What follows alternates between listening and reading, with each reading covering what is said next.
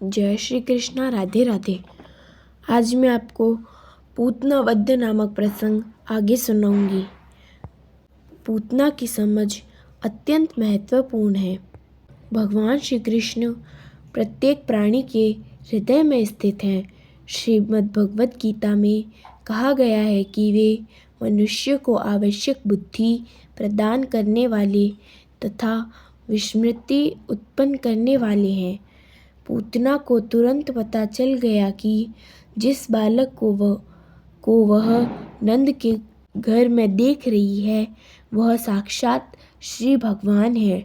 वे वहाँ नन्हे बालक के रूप में लेटे थे, किंतु इसका अर्थ यह नहीं था कि वे कम शक्तिशाली थे।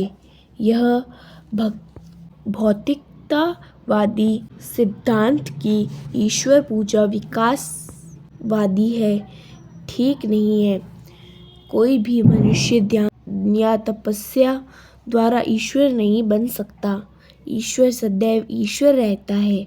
श्री कृष्ण बालक के रूप में उतने ही पूर्ण है जितना कि एक विकसित युवक के रूप में। मायावादी सिद्धांत के अनुसार जीवात्मा प्रारंभ में ईश्वर था, किंतु अब वह माया के प्रभाव से अभिभूत हो गया है। अतः मायावादी मानते हैं कि इस समय वह ईश्वर नहीं है, किंतु माया का प्रभाव हटा लेने पर वह पुनः ईश्वर हो जाता है। यह सिद्धांत सूक्ष्म जीवात्माओं पर लागू नहीं हो सकता। जीवात्माएं श्री भगवान के क्षुद्र अंश हैं। वे मूल अग्नि के क्षुद्र अंश या चिंगारियां हैं। अतः वे माया के प्रभाव से ढके जा सकते हैं, किंतु श्री कृष्ण नहीं। श्री कृष्ण तो भगवान हैं।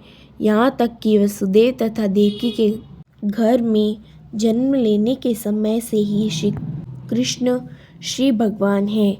श्री कृष्ण ने बाल स्वभाव दिखाया और अपनी आंखें बंद कर ली, मानो वे पूतना को न देखना चाह रहे हों। भक्तगण उनके नेत्रों के बंद होने की तरह तरह से व्याख्या करते हैं। कुछ का कहना है कि श्री कृष्ण ने इसलिए अपनी आंखें बंद कर ली क्योंकि वे उस पूतना का मुंह नहीं देखना चाहते थे जिसने अनेक बालकों का वध कर दिया था और अब उन्हें भी मारने आई थी।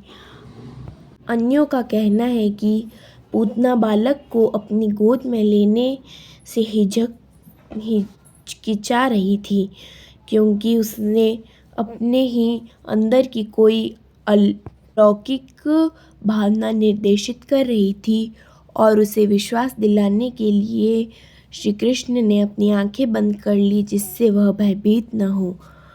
आगे का प्रसंग मैं आपको अगले वीडियो में सुनाऊंगी। जय श्री कृष्णा, राधे राधे।